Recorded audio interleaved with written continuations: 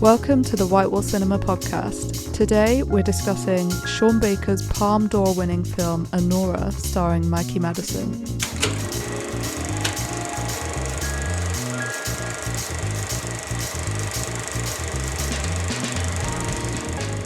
Welcome to the Whitewall Cinema podcast. We are an independent cinema in the middle of Brighton, screening interesting, fun, unusual, overlooked cinema, classic and new, all year round.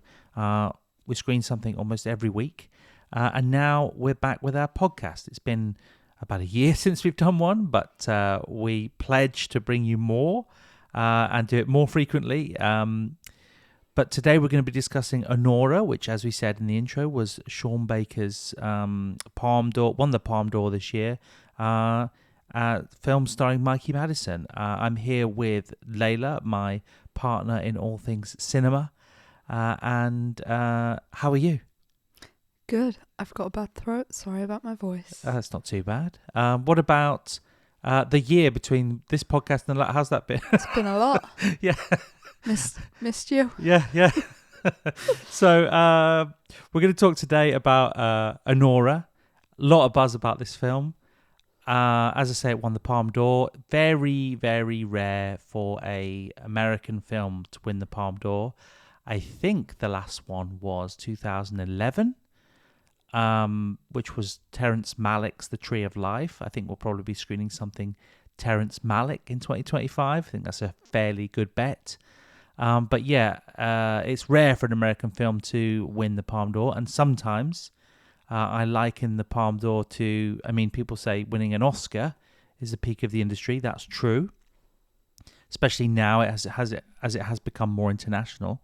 But on the other side of it, winning an Oscar, you could liken it to winning the Premier League. So, okay, you're the best team in the country, but winning the Palme d'Or is a little bit more like winning the World Cup because everybody's involved, every country. And so, the reflection that the last time there was an American winner in 2011 shows you how much more, international, given that they give one out every year, shows you how much more international it is. So the plot of ANORA, or without, again, this will be as we usually do, be a non-spoiler review. We'll get into the film a little bit, but not so much that if you haven't seen it, it destroys it for you. But the plot of ANORA is broadly about a young character called ANORA, or Annie, as she likes to be called, who is a young woman who works in a strip club. She quite early in the film meets a very young, I guess you might call him a high roller. He's obviously got a lot of money. He's a young Russian boy who's got a lot of money that he's throwing around in the club. The son of a Russian oligarch. Yes, well, that's what do we know that? Yeah. Is that? It's implied heavily enough. Yeah, I thought there was more to it than that, maybe, but yeah, who knows what does that really mean, being an oligarch? Exactly, I don't know. what does that mean? Okay, but he's got a lot of money, and she gets involved with him because, being of limited means from the back. Obviously she's working in a strip club, so while she's making money in the strip club, she's clearly doing this because she's of limited means, and she. The part of the film's question is how much does she like him, and how much does she like his money? But she gets involved with him. They form a full-blown relationship, and this is not to the liking of the family of ANORA. What's the guy's name? I think his name is Ivan. Yeah, he kind of goes by two names. Yes, they have another name. She calls him Vanya, something That's like right, that. Vanya. Yeah, Vanya and Ivan. Yeah, but they get involved, and this is not to liking the family. So then drama descends. Yeah, in piles. And just for the purpose of this conversation, basically, the film is broadly them two meeting, and then the chaos that ensues. That is the three guys, two of whom are basically sort of hired thugs or muscle, if you like, and another guy who's clearly the guy that's looking after. He's his godfather. That's right, yeah, in America. His name's Tauros, I believe. And the sort of fury that follows that, and it becomes a kind of odyssey, because they are trailing around at one point looking for Yvonne and so on. But basically, a whole thing unravels and it descends into chaos. And it's this sort of Sean Baker, as I said, it's a sort of screwball thriller. So it is, it's lots of kind of chasing around the city, lots of kind of, it's quite comedic. It's a bit of an odyssey, I guess. Well, it's comedic right from the off, I think. Yeah, darkly comedic. Darkly comedic, but the way it starts, I mean, watch the film if nothing else, but for the Take That remix. Yeah, so it does kick off right at the beginning with what's the song by Take That? Oh God, Greatest Day. Greatest Day, and it's like a dance remix. It's a dance remix of Greatest Day in a strip club. And so to give you a sense, the opening scene is a camera shot. Of course, the whole film's like really beautifully shot, as it would be with Sean Baker, with this sort of hazy, dreamy. It's sort of like rose tinted kind of documentarian, kind of like slightly extemporaneous feeling, as though it's just sort of shot on the fly, but at the same time it's clearly very well designed, very well thought out, and has a very particular look, and certainly like a lot of use of color and so on. But the opening shot is this pan across, like, I don't know, 4 or 5 guys having like private lap dances in an area of the club, of the strip club, to like, and it's like, I think it's a juxtaposition, especially if you're British and you know who Gary Barlow is, that it's a juxtaposition of Take That's Greatest Day in this slight dance remix, and then this sort of like, seedy situation I'm not sure what part of America it's set in now. I've forgotten. New York. Oh, is it in New York? Yeah. Okay, right. Yeah, well, of course, they're on the boardwalk, aren't they, and stuff. Yeah, so it's like a Manhattan strip club. Right, okay. So sort of upscale strip club. Okay. Did you get that it was Manhattan from watching it, or did you? The accent was there. She had that accent, but right, yeah. Okay, we'll find out where it is. But anyway, the point is that it's so it has this kind of slightly ironic, seedy yet stylish, feel that descends into a kind of chaos. So it is something of a thriller, but it's also kind of a comedy, and a lot of the comedy comes from just like the 2 thugs and this did you say it was Godfather? Yeah, and the Godfather, who sort of, in a way, they're like the thing that's interesting about the movie, or they're sort of like the 3 Stooges, but they're set in this in this kind of dark situation. And so the comedy is broadly supposed to come from the fact that this is a very serious situation with, like hired goons, and that it's dangerous, and the whole situation is dangerous, and it could teeter over into something really bad at any minute. But also it's a bit silly, because it's almost like slapstick to some degree. Like, there's a lot of physical kind of comedy and crashing about. And I think you see that in Tangerine as well. Yes. It's sort of a through line in his work, probably in Florida Project, although I haven't watched it for a long time, so I don't remember. Yeah. But it all has that like dark comedy in there. Yeah, so sort of screwball. Should say that Sean Baker most famously directed Tangerine, which is the one that's all shot on iPhone, famously, and is a sort of like, how can you describe that? Christmas Eve trans sex worker chaotic comedy, yeah. And then you've got Florida Project, which a lot of people know, which is the one that's based near to Disney World, but it's sort of off-piece Disney World. It's like the cheap hotel.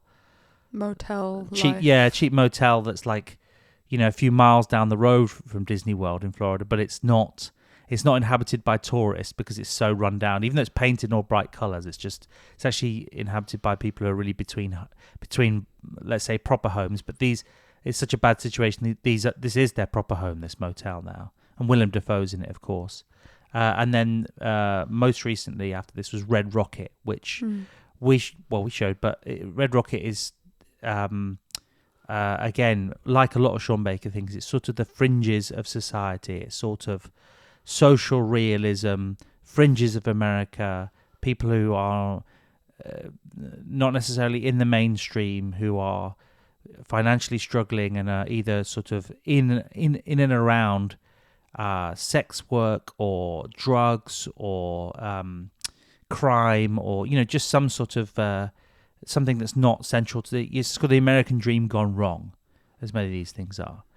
They're like sort of corrupt fairy tales as well. I think both of them. That's and a good one. ANORA has, I think, direct references within it. I think she even references Cinderella in the strip club. She's like, Cinderella bitch or something, Yeah. That they're having that discussion about like her meeting this rich Russian guy is like her landing in some sort of fairy tale. And of course it all goes terribly wrong. And Florida Project has that. Disneyland is just on the outskirts but not reachable to them. And I guess both, and throughout all of his films, there's a class element as well. Yeah. Which I've, for some reason, not really thought about it in those terms, because he does tend to infiltrate particular like groups of society or individuals who are like on the outskirts in some way, and financially often also. Yeah. And sort of on their own. It's American dream stuff, isn't it? Yeah. But like very distorted. Yeah. Distorted is a good word as well. Yeah. It's sort of like sparkly, but in the gutter. Like Lana Del Rey. No, because she's not in the gutter. Like, I'd like to say that's more pure American apple pie. This is like a more twisted. Yeah, okay. Sometimes. I see what you mean. In the past. Yeah, okay. It's like I live in a trailer park. Yeah. Oh, yeah, like you're right. Early days. You're right, yeah. Yeah, you're right. Americana, like live for America and American dream and patriotism. But you're not. But also I'm like living in a trailer. But the American dream is a con, as ever. Of course. So what do you think? So now we've I guess we've covered the aesthetic. But what do you? Plus neon. Plus neon, yeah. What is your? Do you have a general feeling about how much you enjoyed it as a film? I really enjoyed it. I thought it was funny. I didn't laugh as much as other people, but I enjoyed that people were really going for it. People really laughed at I'm going to call them now, the Three Stooges. Yeah. Which is not what comes to mind when you're seeing it, but that's the undertone of these two thugs and this Godfather. I keep wanting to say uncle. This Godfather sort of chasing around, particularly Mikey Madison, like trying to get control of this thing that they don't want to happen, as in this couple they do not want to happen. Yeah. And people love that juxtaposition of the tough guys being kind of pathetic. Yeah. Like they love that, and it's funny to me, and I enjoyed it. But other people enjoyed it a lot more than I did. I agree. But I think it does achieve kind of two things, because it's what you just said, which is like it's funny on its own terms, because they're just slightly pathetic and they're supposed to be really tough, and they're just sort of outwitted by this girl who is to them just some prostitute. Yeah. And she just sort of undermines them constantly in a way that is funny. But also the film is so indulgent in the two main characters, the stripper and the Russian boy. Yeah. It's so indulgent in them and so excessive in the way that it follows them on their sort of self-indulgent, like, I don't know if idealist is the word, but hedonistic and sort of selfish relationship. And that is fun. And there's like a side of cinema like you want it to do that, because it provides all of the opportunities for like the really extreme aesthetic, and like following them around Las Vegas, for example, and like all the neon and all the partying and all the money and the glamour and all of that. Then I'll speak for myself. I got to a point in the film, I was like, okay, like I've had my fill of this, and I love that, and I can appreciate that, and I find like beauty in it, and I think the cinematography is great, and like it's fun. I like when a film will just be self-indulgent enough to do that, and that goes for like many art forms, including novels that will do that. But then I get to a point in this film, I'm like, okay, I'm a bit sick of this guy, and I felt that he was maybe getting in the way of her being able to be more developed as a character. But that's when the three men come in, and they kind of just provide a balance, I think, where the film could have like overdone it and just kind of, I don't want to say bore you with it, but the excess needs something to counteract it, and then it comes with more excess, but it kind of, it stops their bullshit right at the moment where you're starting to think this is too much. Is that maybe not the point though? Is that maybe that you're meant to get to the brink of being a bit sick of their self-indulgence? Because the film is broadly broken up into two parts, which is the first third, which is this meeting and indulgence and kind of like, you know, reveling in their own, you know, him just spending money and them having this relationship, which, as you say, is quite, again, I think purposefully quite one-sided. And it's fun. Yeah. It's fun, and you really go with them. And it shows you a side of life you're not otherwise going to see. Like him and his private jets. Yeah. All the money, all the excess. And then the next third is the kind of the reaction to that from the family via these three guys who are kind of sent to deal with the fact that this kid is with this girl and he shouldn't be. Yeah, which is equally excessive and ridiculous as the first part, but in a different way. I think they make you, I think they just want to bring you to the point of like thinking that they are goofing off too much, and there has to be like the come down. Yeah. Like, and I think... So in that sense, it's putting you in her point of view, because she's obviously... What word is the correct word to use? She's obviously a little naive. In the sense that she throws herself... She's almost like ready to be trad wife. Yeah. And it's like, have you seen this guy?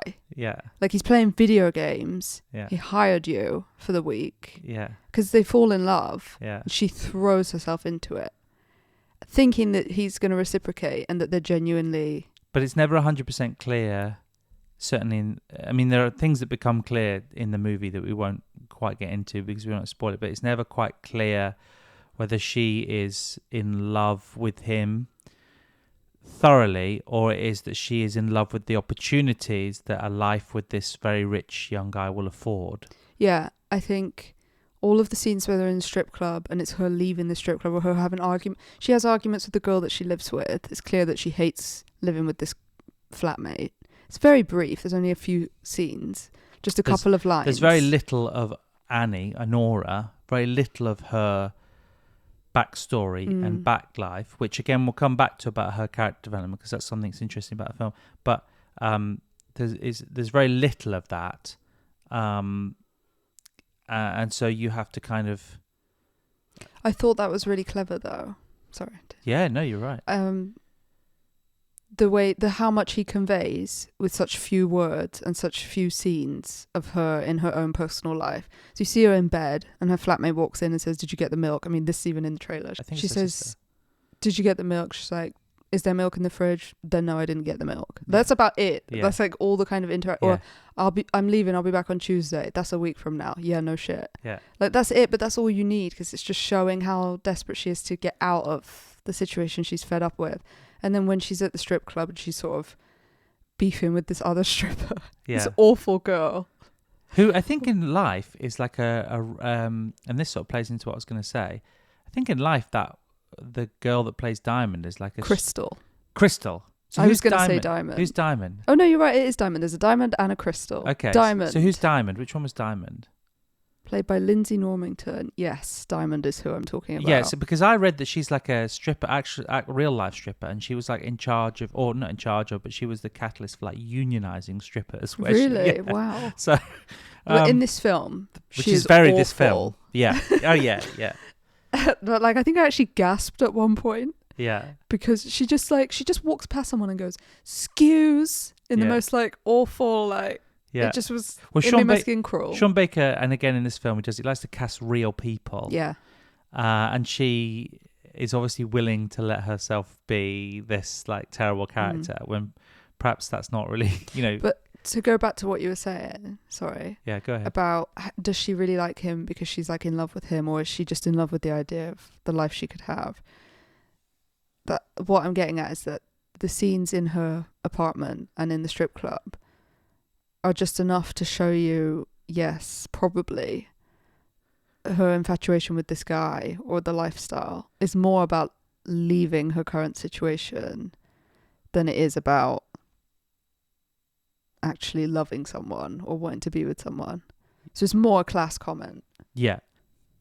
So the film, it sort of paints, it's possible to believe that she's somewhat naive because, I mean, and she will be just through virtue of kind of, age. But she isn't completely unaware, ANORA, because she's sort of like talking with the boss and saying things like, I want my 401k and stuff like, which is like, until you give me a 401k, then, which I'll pick when I work. You can't tell me when I don't work. Yeah, and a 401k is sort of like, I guess, like American insurance, workplace insurance contributions. I mean, it's pretty like, it's pretty dull in a way, but it's also like, she's aware of workers' rights, but perhaps in the way that like Gen Z just broadly demand better working conditions.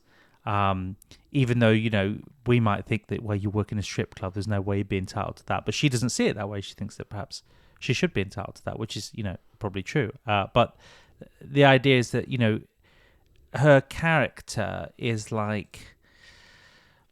The big question in the movie, I think, that lies beyond just the plot is about... and there is a scene, which we won't talk about at the end, which does give you something that allows you to see the film perhaps in a different way, but the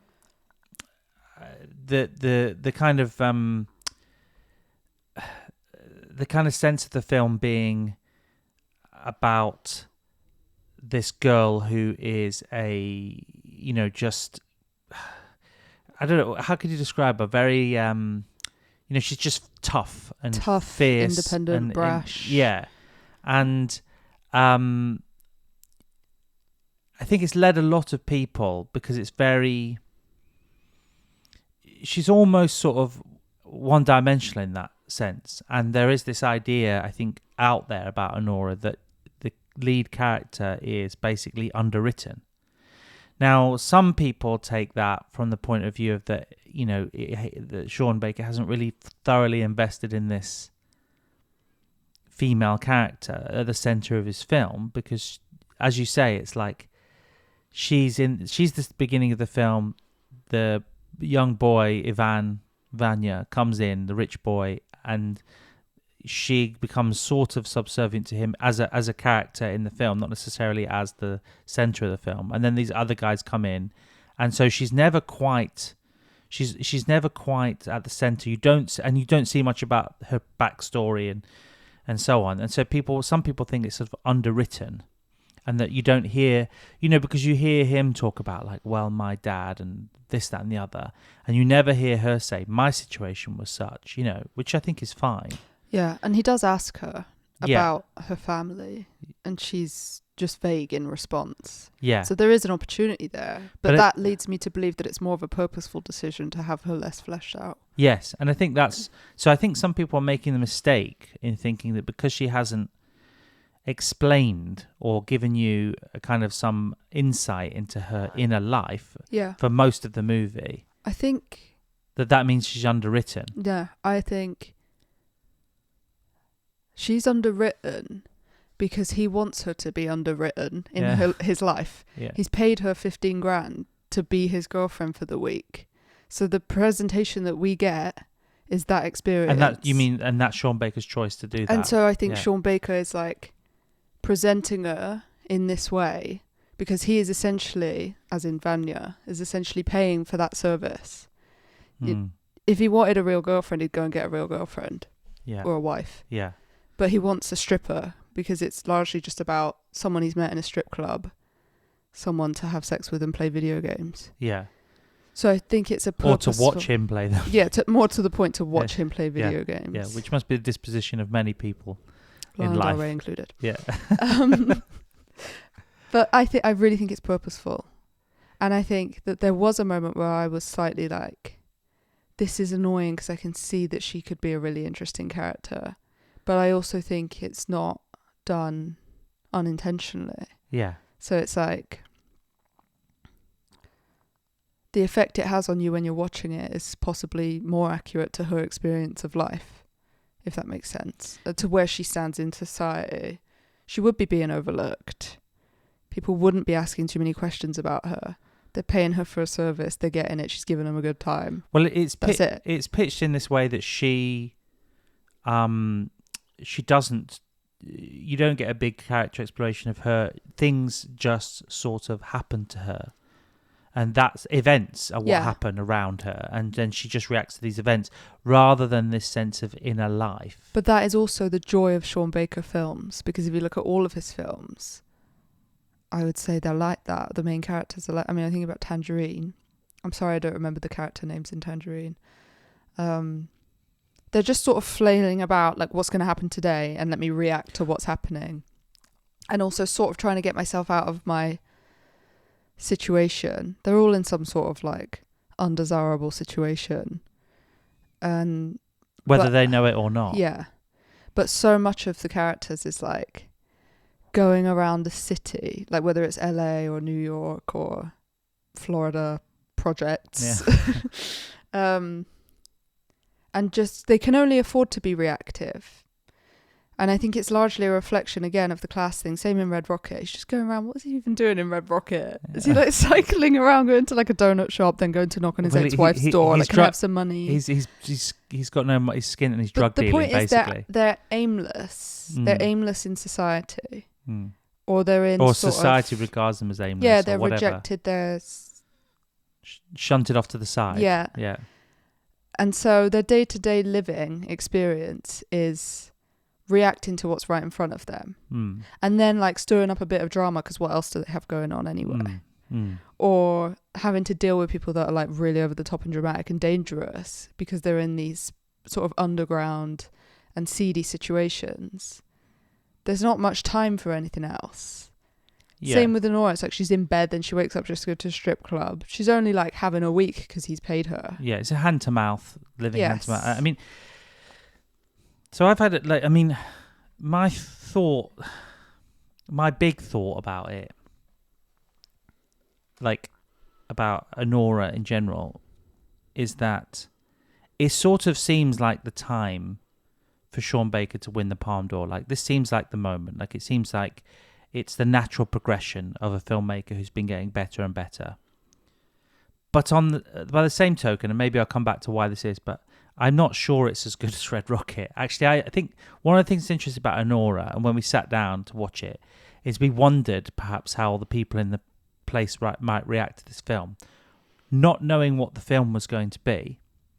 And then the film did not have anything. I mean, I think for general audiences, it will be a very dark comedy and it'll be a dark subject matter and a dark film. But I didn't think it had a real edge, actually. I thought it was a little bit soft. Yeah. I thought it was quite playful. That's good. But I thought I was expecting it to really take a turn to it. Not that it isn't dark, because it is, but I just thought it was going to take a much darker turn.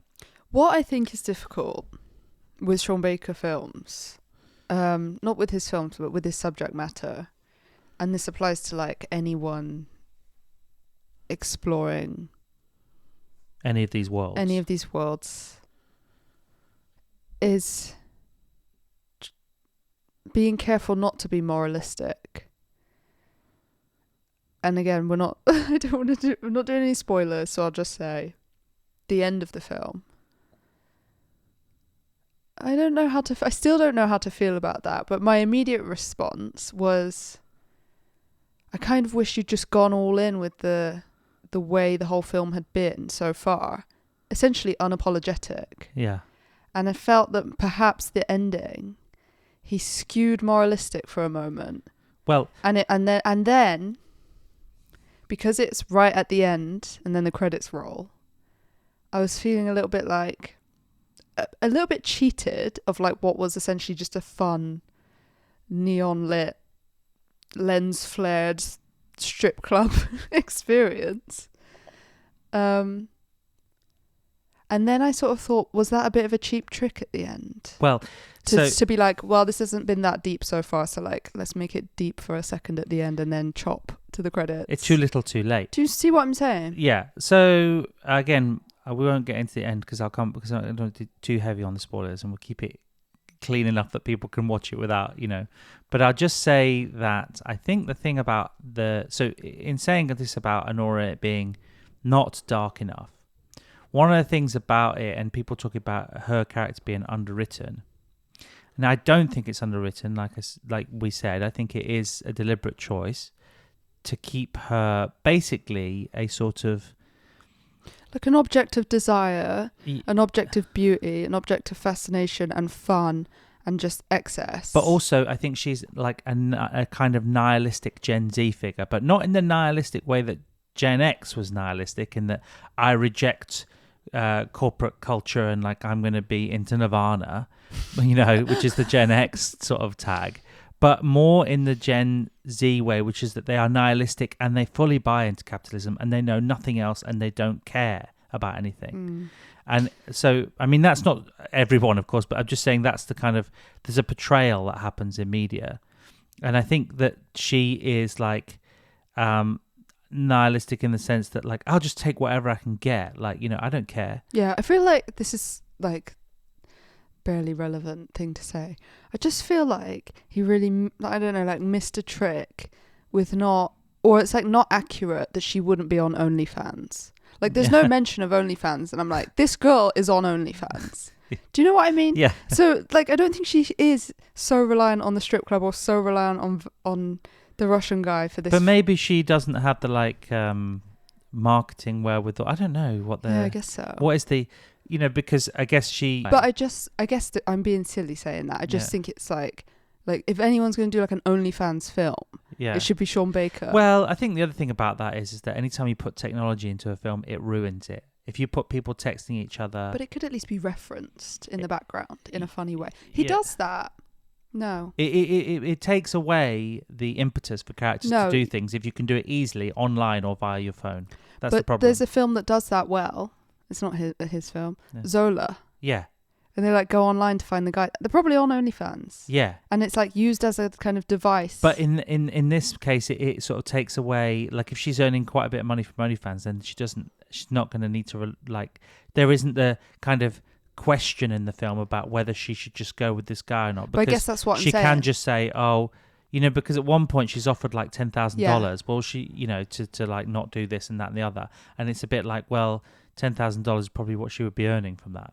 But that's kind of my point. Yeah. It's like, it's 2024. I can't take this film seriously. She doesn't need his money. She could just go on OnlyFans. End of film. Yeah, okay, exactly, which is why he hasn't done it. This podcast is not sponsored by OnlyFans. Yeah. But that's why Baker hasn't done it, because it ruins it. And I always use that analogy of like in mobile phones, like how many times did we see like people going like the baddies are in the building and he's chasing someone and there's someone outside the building and they have to let them know that the baddie's in the building coming for them, and so they ring them to warn them, but the phone signal's down because if you can just ring them and warn them, then there's no film.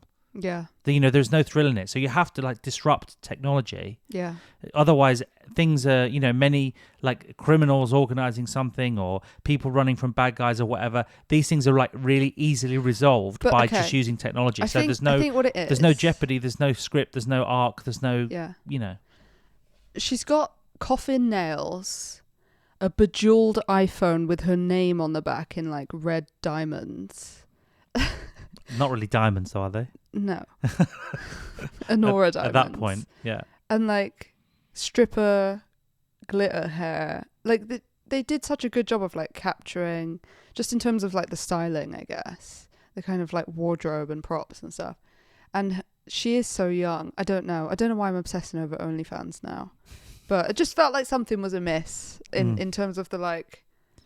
Other than that, though, the realism... The social realism of it. Other than that, though, the realism is good. But here's my key point in a way, is that she never kind of, there is something at the end of the film that casts a different light on things, but broadly as a character, she never breaks. So she is showing like a tough face or a kind of angry face or, strong face all the way through the film, meaning she doesn't reveal anything about her inner self, and she doesn't, we don't see much of her background and so on, and so there's no, opportunity to like explain. like, oh, this is what happened in my family, and this is why I'm like this, and so people say she's underwritten and that she doesn't have an inner life. That's true for deliberate reasons, but I don't think it's both like not a problem and a problem, in the sense that people who think that she's underwritten are wrong because it's like chosen to be that way, so we can maintain this kind of like edge to the character. But what I was thinking about this week is because I was looking at stuff to do with a film that we've got coming up called Network. Really great film, one of the great films of all time. Sidney Lumet directed it, and it's Faye Dunaway is the character I'm just going to reference now because she won an Oscar for it, and you know, people talk about Mikey Madison as ANORA as winning an Oscar. I'm not so sure, but because just because of the subject matter of the film, actually. But from an artistic point of view, I mean, because Oscars, things about sex workers and whatever, maybe they should win Oscars, but they don't. We'll see how much the Academy has changed. But if it didn't win an Oscar from an artistic point of view, it is for the following reason. When Sidney Lumet was making Network, he was asking Faye Dunaway to play this very like sort of strong, amoral, like kind of almost like vicious kind of character, similar in some ways. You know, he met up with her to discuss the character, and he said, I know what you're going to ask me, Faye, like, where's the vulnerability in this character? And he says, don't bother asking because there isn't any. And if you try to put any into the character, then I'll just leave it on the cutting room floor. You know, what you take from something like Network and her performance and the way that character's portrayed is that the script, which is one of the great scripts of all time, it is not the job of the script and the dialogue, let's say, or the actions, you know, necessary to explain a character. But when you've got an actor in the role who's given this limited dimension within which to carry this, because it has to be for the way the film pans out, it is important that she is kind of one-dimensional until we learn something more about her later. It is the job then of the actor to take something internal within that limited world and reveal something through expression, through movement, through speech, through the way you speak, not what you say, but the way you say it and so on, to reveal something about the intentions, the background, the instincts of this character. And I don't think, as good a performance as it is, very capable, and a really good performance, I don't think Mikey Madison does that to a top level.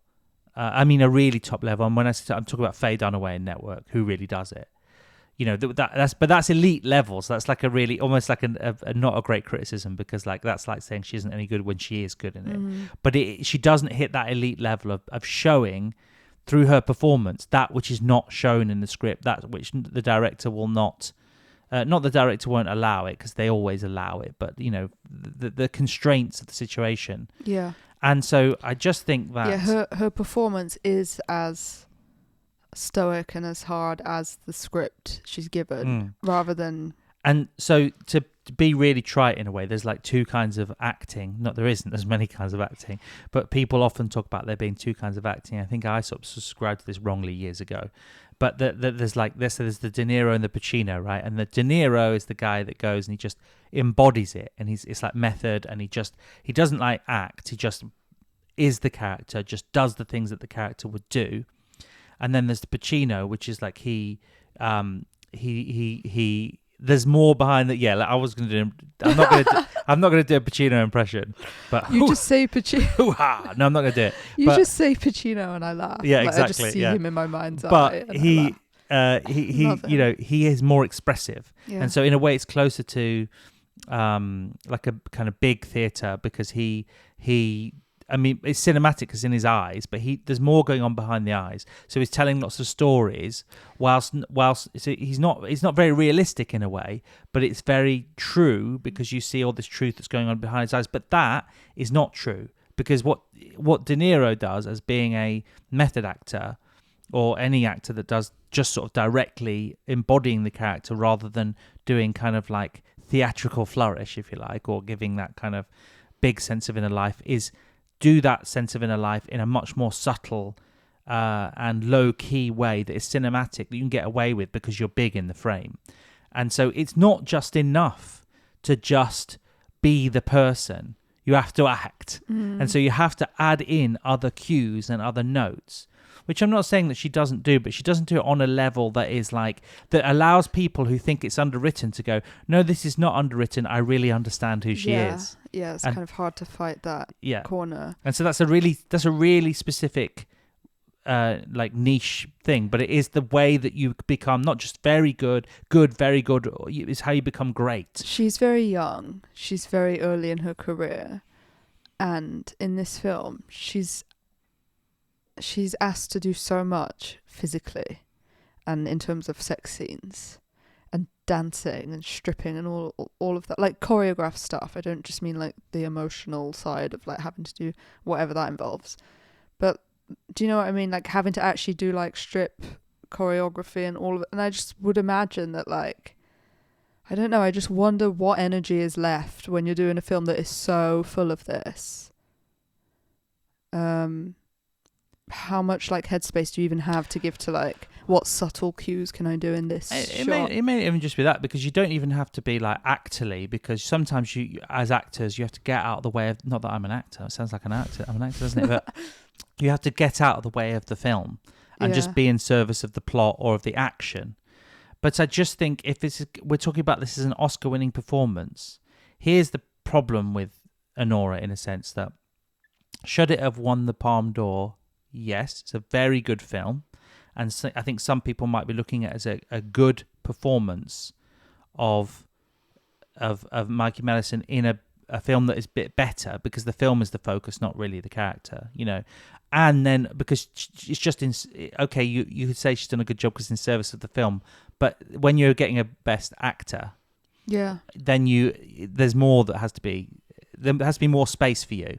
And then the other thing I'll say is that, like, and that's where Faye Dunaway takes a character that is like one-dimensional, if you like, and puts the dimensions into it without changing the script or the story. But do you know who? Sorry, I just want to say one thing is that about that film in general, it won the Palme d'Or, and this is like one of the best films of the year. It could be the best film of the year. But I've walked out the cinema and I don't care about it now. I've seen it to a degree. And I mean, I do. I think it's good, but like, it's not like top tier filmmaking. And so my point is, this is the best film of the year in not a great year, perhaps. And I look up and down even at the Palme d'Or, when we take in everything outside of what could potentially be Oscars now. And we look back at last year's Oscars and it was like great. Like there were so many good films last year. You look at this year's crop that's coming up. We won't know till we get a bit closer, but looking at what was in competition for the Palme d'Or, it's a really mixed bag. And I haven't seen all of them, but between what I've seen and the reaction to the other ones and kind of knowing enough about them to know that they haven't quite hit the mark, this stands out above the others. But that's not necessarily to its credit, because it doesn't look like a great crop of films. And so, yes, this should have won the Palme d'Or, but only in the circumstances that these other films are its competition. But we'll see what gets into award season. You don't know. You don't know at this point. I'm always excited because, you know, something always comes out of it. Yeah. But it's just like, what will be in the like top 5, or what will be in the best? I just want to go back. Yeah. And say that your criteria for like best actress or whatever, in terms of sort of going above and beyond the script or doing more with than what's there. Yeah. Well, real excellence I'm talking about. Yeah. Lily Gladstone. Yes. Well, that's exactly a good point. So perhaps that's not the criteria anymore. No. So do you know what I'm saying? Well, Lily Gladstone there's nothing wrong with Emma Stone winning the Oscar for Poor Things. Lily Gladstone is the perfect example of someone who does a lot with very little. She takes the material, I'm not saying Scorsese's little. I mean that she's a supporting actress and she never has to say much or do much. Yeah. But she does a lot with her eyes. And that's partly but that's again another point of it, because when you're a great actor, there's no great actor. There's very few, if ever there's been any. There's very few great actors that have done a great performance without a great director. Well, this is the classic, anyway, joke, isn't it? Of like Oscar moments. Is that it doesn't tend to go to those who do more with little. It's the dramatic moments, the close up on my like tear running down my face. Yeah, I'm but ready then for I my think close-up. in Lily Gladstone's case, it's not that she had a little to do. It's just that she had to be. She had to be big and powerful whilst remaining understated, and there's a task there. But that's the task she's up to. That's that's what's designed for. So it's not like she's been given not much to do. She's been given the utmost to do, and she's done it. Yeah. But that just comes across more tasteful, and so people might not necessarily cotton on to how clever and how brilliant it is, because she's been asked by a master director to do a masterpiece of acting, and she's done it. And so that's, whereas here she's been asked to do a very thin strand, and she could have, so it's difficult already, but she needed to do, like I say, use the example again, but Faye Dunaway is given this thin strand, but she turns it into, even though it could be, it's all got all the potential to be, she again does the big job of making that into an Oscar-winning performance by adding in the things that aren't there without detracting from what it needs to be at its very core. So she's not doing anything in disservice of the film or the script or the character, but she is adding another layer to it that lives underneath and above and all around it. And so it's... But the subject matter is so hard. I mean, imagine being, I think she's like 25, a 25-year-old girl playing a stripper in a film that is largely about aesthetic and kind of lifestyle. Yeah. And it's I think there's another problem with the film in a way, is that it's like about the kind of stylization of it. That, I noted that he had that typeface that he had from the previous film on this one, because it's like a cool typeface, okay? But then there's also this other element of them like opening, and I know it's all like publicity, but the opening, they had a sort of like PR thing where they put a in central LA, they put like a pop-up shop for ANORA merch, which has already got my alarm bells ringing about how serious a kind of piece of art this is. Yeah, but because this like A24ization of everything. Why did you not tell me about this? Well, because we don't live in LA. But the internet exists. Okay, yeah, but there's this like ANORA merch thing, and it's out the back of a like Escalade van, like the kind of knockoff things that you might imagine that the characters might, some of the characters might sell or something. And so there's this great big billboard, and then there's like this sort of like, I don't know, like an auto dealers or something, where they've parked a van out and they've opened the back of it and hung t-shirts and what have you. And then there's this queue for blocks and blocks and blocks and blocks of people wanting ANORA merch. And I'm just starting to feel a little bit like ANORA from Sean Baker, which I really like as a filmmaker, and I really, really, really love Red Rocket, and I will, in a minute when we close up, talk about why Red Rocket I think is better. I'm starting to feel like ANORA is turning into, we're getting into Marvel light here, and we're getting into this like A24ization of everything, and everything being a little bit, basically a bit hipster, and basically a bit sort of like, you style over substance, and that we might be veering too much into a place where it fits the aesthetic, but it's like and Uncut Gems is probably the thing that started this nonsense, but and I think Uncut Gems is great, and in a way like Uncut Gems succeeds where ANORA fails, but because it's not, it wants to get that frantic, and it never really does get that frantic. But it just feels a bit like having the t-shirt with the logo on, or some sort of bejeweled thing, is now like on a par with the film. And that's kind of the culture around the film. And so people talk. There's this like theme. I'm just here quietly ordering merch. Yes, yeah. You just like I'm down. Just entering your card details into the website. Yeah. But I think that people talk about this like idea of elevated. There's this word people use now, elevated. It's about elevated horror. So it's like you can't like horror, but you can like elevated horror, which is like, well, some of it's like A24, like Pearl and so on, and but is another word for, is this just like let me finish this, and then this is like, in a way I feel I'm almost worried that like I'm looking at ANORA and I'm starting to get the sense of like elevated Marvel movies. I don't trendy. I don't agree with Marvel. Like, I don't think Marvel has anything to do with it. What I mean is like the commercialization and Yeah, you're talking about the commercialization. I'm talking about trendy filmdom rather than like just quality cinema and art. But I feel like there's something Commercial else art, at but play, art. which is like a commodification of film. But there's also like a camp element. Yeah. Where it's all about like the most. Yeah. And it's all about the kind of over the top everything. So and it's in elevated horror. It's in keeping. And it's very melodramatic. But I love it. Yeah, well, of course. But it's irresistible. It's fun. But that's my point, is that like, I think if you can have like a big line of merch for a film, then you do have to ask not a big line, but merch for a film. You do have to sort of ask the question, like, is this like a product or is this a piece of art? And with a film like that, a Sean Baker film, you want it to be a piece of art. And here's another reason why I'm slightly, because I think, again, one of the best films of the year in a year that may not be the best year ever. But here's why I'm slightly concerned about it, is that the ending of the film, which we won't talk about for obvious reasons, but I'll talk about the sense that I think it sort of lets the viewers and the audience, it lets people and the characters and so on, it lets them all off the hook.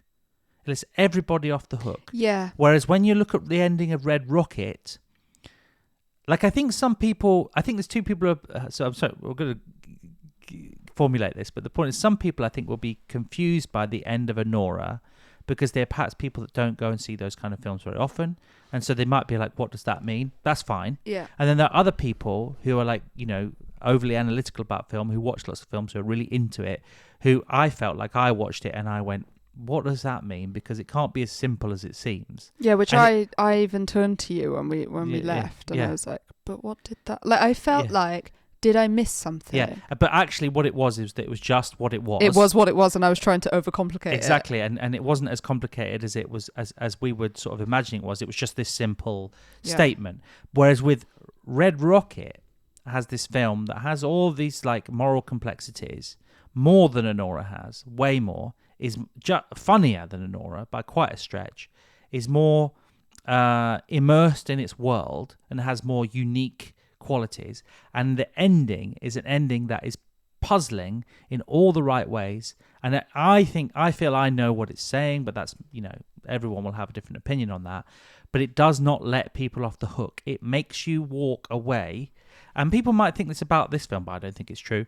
But people, you walk away with a sense of discomfort or disquiet about the situation or the world or the way people and America and society and men and all these things, how they work. This film lets you off the hook, and it's a bit, in its trying to take a dark turn, if you like, it's a little bit cheesy.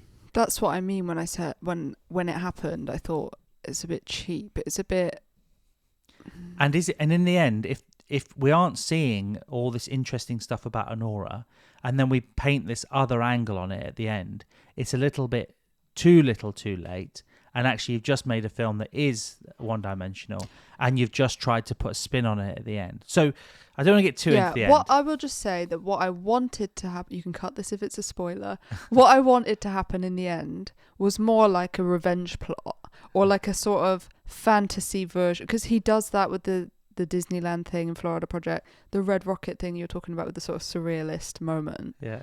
Like, and now I want that from his films, and also it makes sense, and it feels like a nice payoff in his films, because you're watching it with such excess that you just want it to end on this like high. Yeah.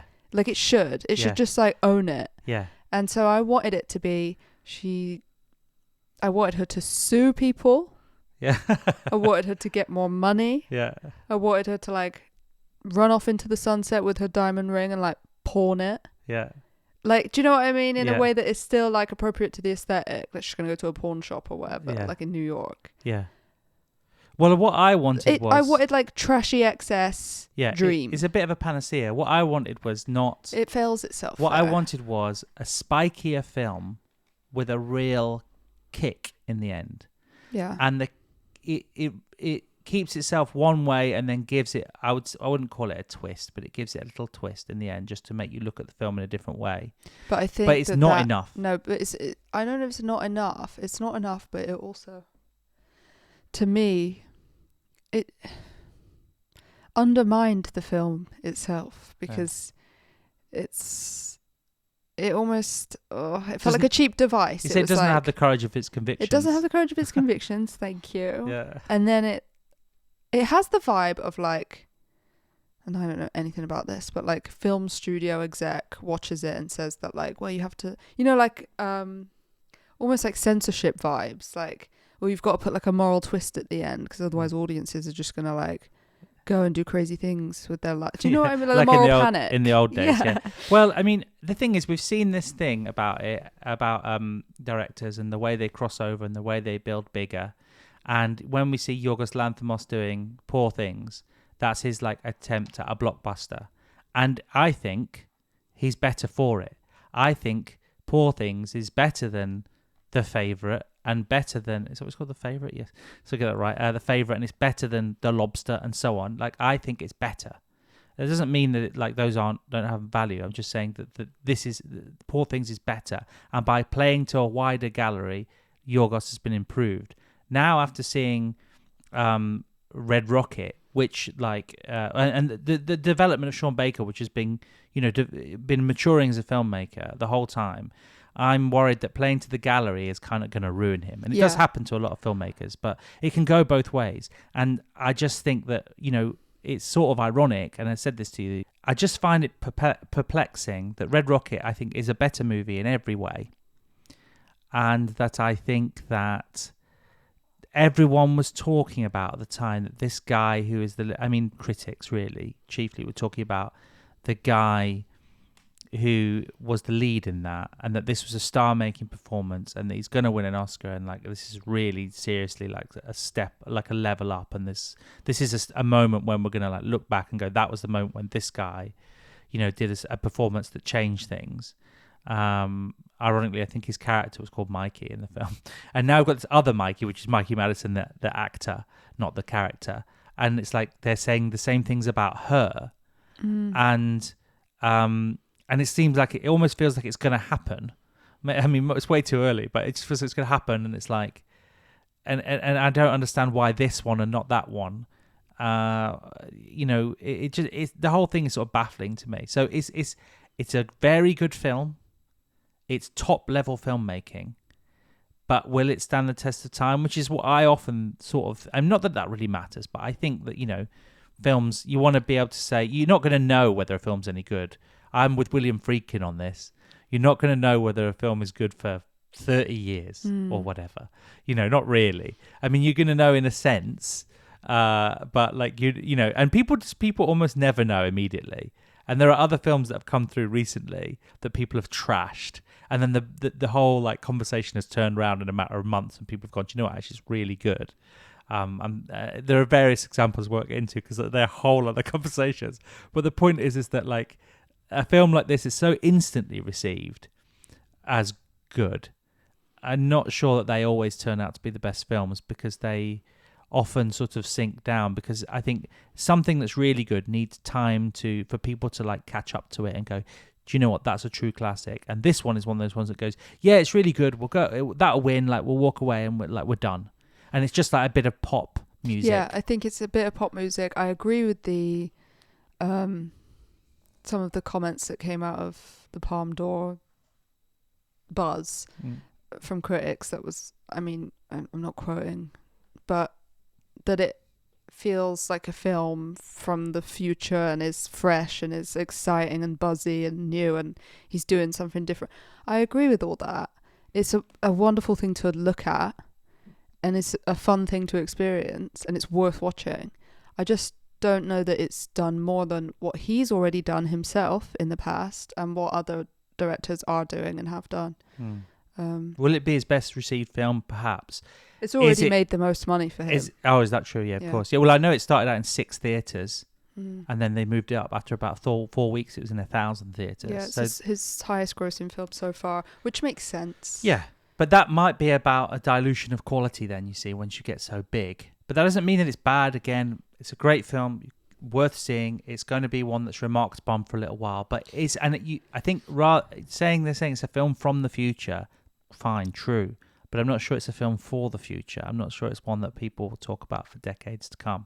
And you mentioned Uncut Gems, and I do think what I love about this film is so stylized and so aesthetic. We do already get that from Uncut Gems. And other films, And what's the Robert Pattinson one?